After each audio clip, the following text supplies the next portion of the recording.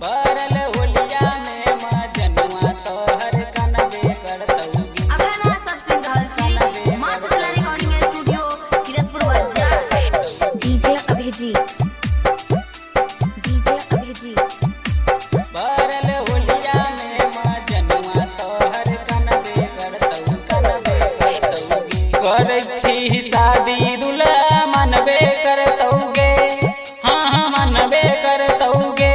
बरल होलिया में मजनुआ तोहर कनबे करतौगे। बरल होलिया में मजनुआ तोहर कनबे करतौगे। पी पी के गाजा दारू दिल के जरतौगे, हाँ दिल के जरतौगे। बरल होलिया में मजनुआ तोहर कनबे करतौगे। बरल होलिया में मजनुआ तोहर कनबे करतौगे। बरल होलिया में मजनुआ तोहर कनबे करतौगे, कनबे करतौगे। डीजे अभिजीत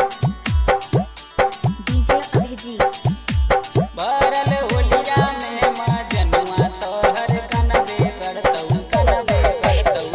देखा के सपना अपना कैली मीठ बात गे, शादी तोहर फिक्स भ गेलो तब की अकेली लात गे।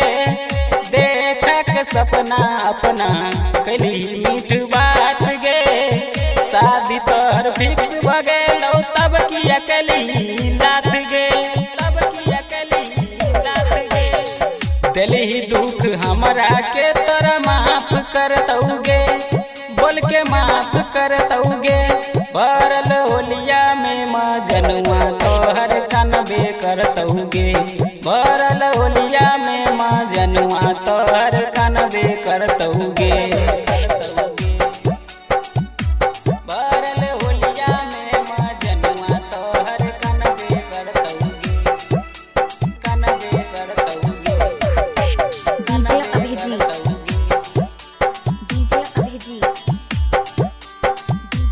बरल होलिया में मजनुआ तोहर कनबे करतौगे। तोरे प्यार में सुन गे छौरी मारा गेल मतिया, दीना माता कटिए जैतै कटतै कोना रतिया।